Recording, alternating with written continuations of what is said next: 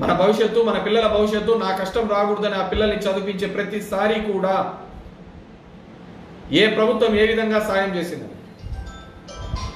మన సమాజం ఏ విధంగా తయారైందంటే అది నాతో కావచ్చు, ఎవడైనా కావచ్చు.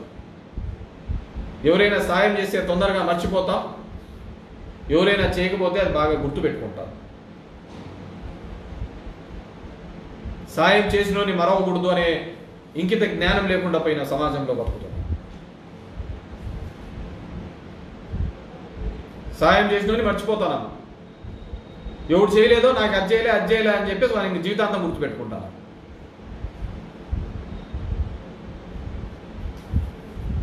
అది చాలా దరిద్రమైన. ఎందుకంటే ఇంతకుముందు కూడా చెప్పిన కార్పొరేట్ కాలేజీలకు, కార్పొరేట్ స్కూల్స్కు నేను పూర్తిగా వ్యతిరేకం. ఆ రోజు అని చెప్తున్నాను, ఈ రోజు చెప్తున్నాను. నాకు ఎన్నో చూసేసి అసలు చదువుకునే వాళ్ళు, ఇంటర్మీడియట్ చదువుకునే వాళ్ళు, ఇంకోటి చదువుకునే వాళ్ళు, చదువు రాలేదని, మార్కులు రాలేదని, ఇంకోటని చచ్చిపోయేంత పరిస్థితి ఎందుకు వస్తుంది? ఒక చిన్న బాల్యంలో ఉన్న వాళ్ళకు ఆత్మహత్య చేసుకోవాలనే ఉద్దేశం ఏ విధంగా కలుగుతుంది? ఫీజులు కట్టలేని స్తోమతతో ఉన్నందుకు కడుతున్నారా, లేకుంటే ఆ చదువుల మీద ఒత్తిడితో కడుతున్నారా?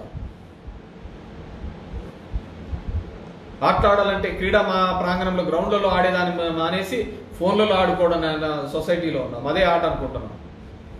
మా వాడు వీడియో గేమ్లు బాగా ఆడతాడంటే అని చెప్పేసి కాలేజ్ గ్రౌండ్లలో ఏం ఆడతాడో, స్కూల్ గ్రౌండ్లలో ఏం ఆడతాడో లేదు. మేము చిన్నప్పుడు ఎప్పుడు చూసినా గ్రౌండ్లలోనే ఉండేవాళ్ళం.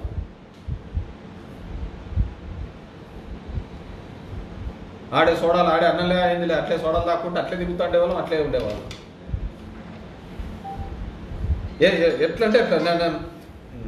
అనంతపురం మన నారాయణ కాలేజీలో చదువుతున్న పిల్లవాడైతే కార్తీక్ అనే పిల్లవాడు, ఇంకా కార్తీక్ కాదు చరణ్, వాళ్ళ పెద్ద అబ్బాయి కార్తీక్ చెన్నైలో చదువుతున్నట్టున్నాడు. గోవిందమ్మ వెంకటనారాయణ. కార్తీక్ ఈ చరణ్కి సంబంధించిన ఫీజు ఏదైతే ఉందో 3,80,000లో 1,40,000 మెయింటెనెన్స్ ఛార్జీలు, 35,000 టెనెన్స్ ఛార్జీలు, మెయింటెనెన్స్ ఛార్జీలు, మొత్తం 70 లక్షలకి 80,000 ఇప్పుడు కట్టించినాడు. 35,000 మెయింటెనెన్స్ చెల్లించాడు. ఇంకా కొద్దిగా ఏదో ఉంది. అతను ఉండేది ఏ విధంగా బతుకుతున్నాడు? నేను ఎందుకు ఆ విద్య గురించి అంతగా చెప్తున్నాను? అతనికి 8 ఆవులు పెట్టుకొని బతుకుతున్నాడు.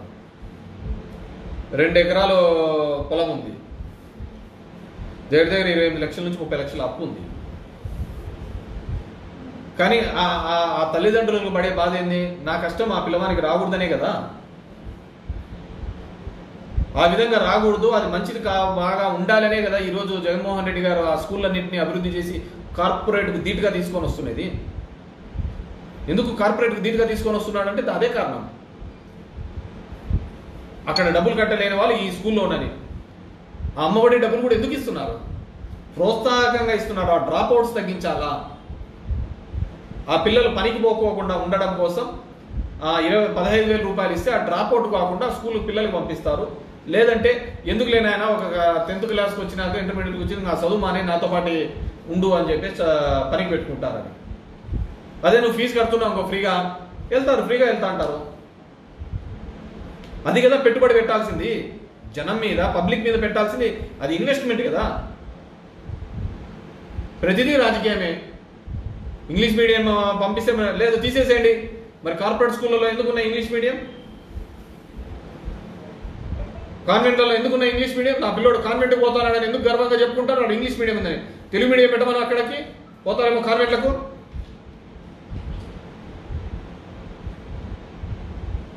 అన్నిటికీ ఒకటే నియమనిబంధనలు ఉండాలి కదా. మన దరిద్రం ఆ విధంగా ఉంది. స్వతంత్ర భారతంలో ఇంకా చదువు రాలేదని, చదువుకోవాల్సిన మార్కులు ఫీజులు కట్టుకోలేక ఇంకా ఆత్మహత్య చేసుకుని ఎంత దరిద్రం అంటే, ఆ పిల్లవాడు క్లాస్ రూమ్ నుంచి మీరు ఆ వీడియో చూసినారంటే బయటకు వచ్చేటప్పుడు టీచర్ ఆపలేకపోయినాడు, గోడెక్కేటప్పుడు ఎవడే కానీ ఆపలేకపోయినారు. ఆ పిల్లవాడు చనిపోతున్నప్పుడు ఎవరే కానీ నిలబెట్టలేకపోయింది ఒక నిండు ప్రాణాన్ని. అసలు పోలీసులు రాకముందే అక్కడ మొత్తం అంతా క్లియర్ చేసేసినారు. పడిన తర్వాత మొత్తం ఎముకలన్నీ, చిట్లిపోయిన ఎముకలన్నింటినీ కూడా క్లీన్ చేసేసినారు. ఏం సమాజంలో ఉన్నాం? నేను ఒకటే చెప్తున్నాను, చంద్రబాబు నాయుడు మన దావోస్కి వెళ్ళాడు. మైక్రోసాఫ్ట్ సీఈఓని వాళ్ళను బిల్ గేట్స్ని కలవడం జరిగింది. ఆయన ఏమని అడిగినారు? ఒకటే అడగడం జరిగింది, మా ప్రాంతంలో వచ్చి మీ కంప్యూటర్కి సంబంధించి ఏఐకి సంబంధించి కొద్దిగా టెక్నాలజీ మీద మీరు సపోర్టివ్గా ఉంటాడు. ఎందుకు? ఆయన కంప్యూటర్లో సిద్ధహస్తుడనే కదా మనం అడిగేది, అవునా కదా? నేనేమంటున్నానంటే ఇప్పుడు నారాయణ ఉన్నాడు, నారాయణ దాంట్లో ఎడ్యుకేషన్లో ఎప్పుడు 1 నుంచి 10 వరకు అతనే ఉంటా ఉంటాయి, లేకుంటే చైతన్య 7 1 2 3 4 అని ర్యాంకులు చెప్పుకుంటూ పోతా ఉంటారు. అంటే అతను ఎడ్యుకేషన్ రంగంలో ఆ ర్యాంకులు తెప్పియడంలో సిద్ధహస్తుడు అని మనకు తెలిసిపోతుంది కదా. నారాయణ కాలేజెస్ అందుకే ఫేమస్ అని చెప్తున్నాం, మంచి మార్కులు వస్తాయనే కదా అక్కడ చెప్తున్నాం. మరి అలాంటి నారాయణని నువ్వు మంత్రివర్గంలో తీసుకొని, నారాయణ నీ కాలేజీలలో ర్యాంకులు వస్తున్నాయి, నీకంటే నీ కాలేజీలో ఇచ్చే జీతాల కంటే మా గవర్నమెంట్ కాలేజీలలో మా గవర్నమెంట్ స్కూళ్ళలో ఇచ్చే జీతాలు ఎక్కువగా ఉన్నాయి. ఆ జగన్మోహన్ రెడ్డి వచ్చిన తర్వాత ఆ స్కూల్ ఏదో డెవలప్ చేసి పెట్టినాడు, నువ్వు అపార్ట్మెంట్లో పెట్టే స్కూళ్ళలో నువ్వు అపార్ట్మెంట్లో నడిపే క్లాస్ రూమ్ల కంటే మా గవర్నమెంట్ స్కూల్ బాగా ఉన్నాయి, నువ్వు వచ్చి ఆ విధమైన ర్యాంకులు రావాలి అంటే ఏం చేయాలి అని చెప్పేసి తీసుకోమను. ఒక ఎక్స్పర్ట్ అయిన మైక్రోసాఫ్ట్కి సంబంధించిన బిల్ గేట్స్ని అయితే నువ్వు అడుగుతావు కంప్యూటర్ గురించి సలహాలు ఇమ్మని, లేకుంటే ఒక ఇంకో పెట్టే వాళ్ళను ఏ ఫీల్డ్లో ఎక్స్పర్ట్ అయితే వాళ్ళని అడుగుతా అంటాం కదా. ఇప్పుడు నారాయణ అతను మంచి మార్కులు తెప్పగలుగుతాడు కదా, ఈజ్ ఎక్స్పర్ట్ ఇన్ దట్ కదా. మరి అట్లాంటి అతను ప్రభుత్వ పాఠశాలలో చదువుతున్న పిల్లలు కూడా అదే ర్యాంకులు రావాలని నువ్వు ఎందుకు పెట్టలేకపోతున్నావు? అలా పెడితే ఎవడు నారాయణ కాలేజీలో చదవరు కాబట్టి, అంతా ప్రభుత్వ పాఠశాలలో చదువుతారు కాబట్టి ఈ కార్పొరేట్ విద్యను ఈ కార్పొరేట్ దానిలకు అంతకంటే మంచి స్కూలు గ్రౌండ్ అన్నీ ఉన్నా కానీ ఈ గవర్నమెంట్ స్కూల్స్ను డెవలప్ చేయలేకపోతుంది. అది మన భావితరాలకు ఇవ్వాల్సిన పెట్టుబడి పెట్టాల్సిన చోట మనం పెట్టుబడి పెట్టలేకపోతున్నాం. మంచి వచ్చాడో ఒక జగన్మోహన్ రెడ్డి ఒక నాయకుడు వచ్చాడు, ఆ పెట్టుబడి పెట్టాడు, వాళ్ళ భవిష్యత్తును మార్చాలి అని ఒక ప్రయత్నం చేయడం జరిగింది. మా దరిద్రం ఏంటంటే ఇంత ముందుగా చెప్పినట్టుగా తాగుబోతు వ్యవస్థను మార్చడానికి ఉపయోగపడినట్టుగా ఒక చదువు చెప్పే పిల్లవాడికి తల్లిదండ్రులు ఆ వ్యవస్థను మా పిల్లవానికి ఇంత చదువు చెప్తున్నాడు ఇంత బాగు చేస్తున్నాడు అని వాడు మాట్లాడలేకపోవడం జరిగింది. అందుకే ఎప్పుడే కానీ అంటుంటాం, మేధావి యొక్క నిశ్శబ్దం కూడా దేశానికి ప్రమాదకరం. ఒక తాగుబోతు వాగిన కూతలు ఒక మంచి బ్రాండ్ లేదు లేకుంటే సరుకు తక్కువగా లేదు అనే మాటలు మాట్లాడినంతగా మాకు మంచి చదువు చెప్తున్నాడు, మాకు మంచి స్కూల్ తయారైంది, మా స్కూల్లో మా ఫీజుకు అమ్మఒడి కడుతున్నాడు, మేము ఇంజనీరింగ్ చదివినా డాక్టర్ చదివినా డిగ్రీ చదివినా ఏం చదువు చదివినా ఆ ప్రభుత్వం వైఎస్ఆర్ కాంగ్రెస్ ప్రభుత్వం మాకు డబ్బులు ఇచ్చిందని ఆ పిల్లలు చెప్పలేకపోయినారు. ఆ చిన్న పిల్లలు కాదు, డిగ్రీలో వచ్చిన వాళ్ళు, ఇంజనీరింగ్లో వచ్చిన వాళ్ళు, మెడికల్గా వచ్చిన వాళ్ళు ఫీజు తక్కువ వచ్చిన రోజు మాట్లాడినారు, వాళ్ళ తల్లిదండ్రులు కూడా మాట్లాడలేకపోవడం జరిగింది. అది దురదృష్టం. అది ఒకరిని అడిగేకి లేదు, మొత్తానికి ఒక దురదృష్టమైంది.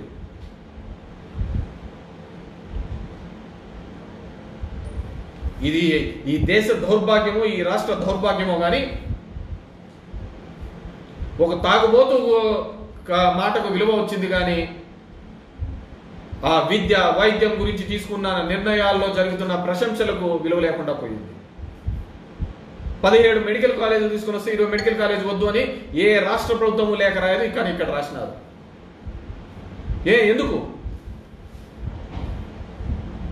కేవలం ఇప్పుడే ప్రభుత్వంలో ఉన్న వాళ్ళవే ఆ మొత్తం మెడికల్ కాలేజీలు, ఈ రాష్ట్రంలో ఉన్న మెడికల్ కాలేజీని వాళ్ళవే. ఆ పేదవానికి కానీ ఆ మధ్యతరగతి వారికి కానీ ఆ విద్య వైద్యం ఉచితంగా కానీ నీట్గా అందుతే కదా వాళ్ళు మమ్మల్ని అందరినీ దాటివేస్తారు అని చెప్పేసి అలాంటి దౌర్భాగ్యమైన పరిస్థితులలో మనం అందరం ఉన్నాం. నాకు నిజంగా బాధేసింది. అందుకే నేను ఎప్పుడు గర్వంగా చెప్తాను, నా ఊర్లో ఆ కార్పొరేట్ స్కూళ్ళని నేను తీసేయగలిగినాను. నాకేం వాళ్ళ మీద కోపం లేదు, వాళ్ళ మొహాలు కూడా చూసినాను. ఒకే అపార్ట్మెంట్లో 2000 మందిని పెట్టి 4 బాత్రూమ్లు పెట్టుకొని మార్కులు అనే దాని మీద ఆ తల్లిదండ్రుల యొక్క ఆలోచన విధానం మారాలి. మన సందులో 4 అమెరికా పోతే నా పిల్లోడు అమెరికా పోవాలంటాడు, వాడు ఇంజనీరింగ్ చదివితే మా వాడు ఇంజనీరింగ్ చదవాలంటాడు, పక్కింటోడు డాక్టర్ అయితే వాడు నేను డాక్టర్ కావాలంటాడు. కానీ ఆ పిల్లవానికి ఏం కావాలి, అతని ఆలోచన విధానం ఏంటనే అడిగిన సందర్భం లేదు. రుద్ది రుద్ది రుద్ది రుద్ది ఎడ్యుకేషన్ సిస్టమ్ అంతా విధంగా దానికి మార్పు తీసుకొని రావడానికి జగన్మోహన్ రెడ్డి రావడం.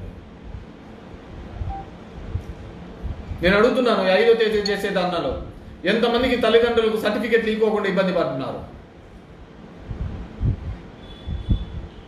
ఎంత ఇబ్బంది పెట్టడం జరిగింది. నేను గుడ్ మార్నింగ్ దర్బారం తిరిగేటప్పుడు చాలా మంది 2 రోజులు జగన్మోహన్ రెడ్డి గారు నిధులు రిలీజ్ చేసిన తర్వాత ఆర్బీఐ ఇవన్నీ క్లియరెన్స్ అయ్యాక 2-3 రోజులు లేట్ అయినా సార్ ఇంకా రాలేదు సార్ అన్నారు.